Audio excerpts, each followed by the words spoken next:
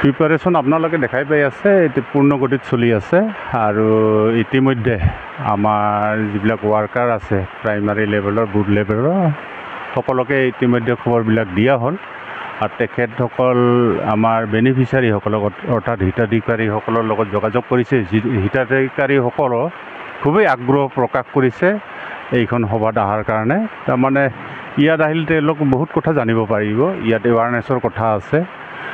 যিহেতু আমাৰ এইখন অনুষ্ঠানত BTR প্ৰধান আমাৰ প্ৰমোদ বড়ো মহাশয় ইয়াত উপস্থিত থাকিব, আৰু বহুজন আমাৰ এনেকুৱা দলৰ নেতাকৰ্মীসকল উপস্থিত থাকিব, বিভাগীয় কৰ্তৃপক্ষবিলাক ইয়াত উপস্থিত থাকিব।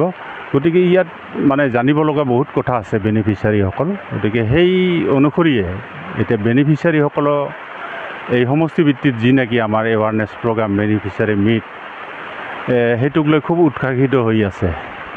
আৰু আমি আশা কৰিছোঁ কমচে কম 10,000 বেনিফিচিয়াৰী ইয়াত কালি গোট খাব। হয়তো ইয়াতকৈ বেছিও হ'ব পাৰে। যদি বতৰে কোনো বিধি মানে পঠালি নিদিয়ে তেনেহ'লে 10,000তকৈ হয়তো ওপৰতো ইয়াত বেনিফিচিয়াৰী গোট খোৱাৰ এটা সম্ভাৱনা আছে।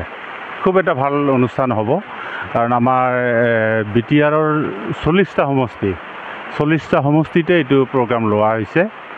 আৰু এতিয়া যিহেতু অলপ নাটনি হৈছে, নাটনি হোৱাৰ কাৰণে আমি এতিয়া আমাৰ চৰকাৰে এইটো এদিনতে দুটাকৈ প্ৰগ্ৰাম লৈছে। অহাকালি আপোনালোকে দেখা পাব আমাৰ অনুৰূপ এটা প্ৰগ্ৰাম আমাৰ বাউসুংগুৰিতো অনুষ্ঠিত হ'ব।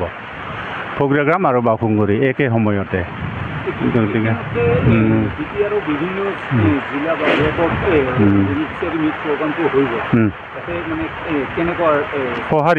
সঁহাৰিটো খুবেই ভাল, আপোনালোকে দেখা পাই আছে।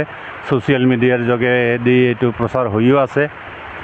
খুব এটা ভাল মানে ৰেছপন্স পাইছে এইটো অনুষ্ঠানে, এই প্ৰগ্ৰামবিলাকে।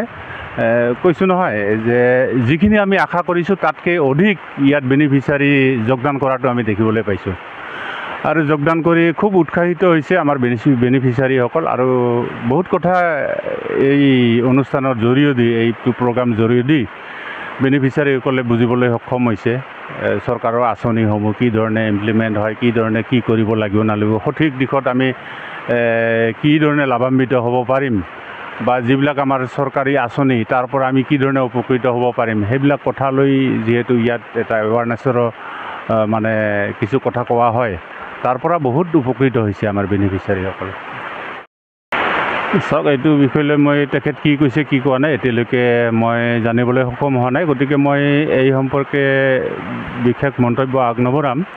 কিন্তু তেখেত যদি আহিছে কিবা পলিটিকেল কাৰণত আমাৰ BTRত, তাত আমাৰ ক'ব লগা একো নাই, সকলোৰে অধিকাৰ আছে।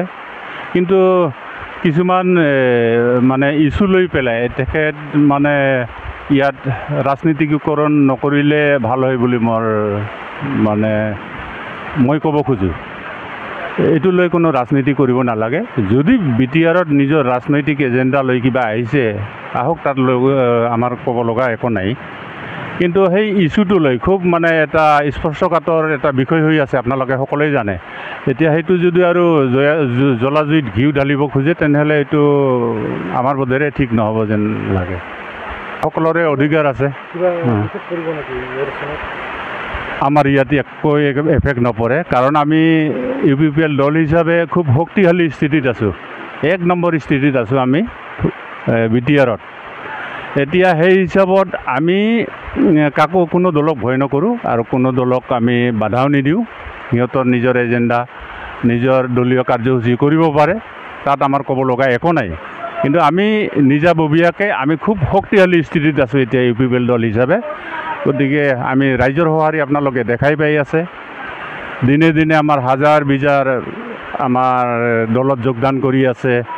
আমাৰ অনুষ্ঠানসমূহত, আমাৰ প্ৰগ্ৰামসমূহত হাজাৰ হাজাৰ লোকৰ অংশগ্ৰহণ হৈ আছে। এইবিলাকে প্ৰমাণ কৰে আমি কি ধৰণে মানে স্থিতিত আছোঁ।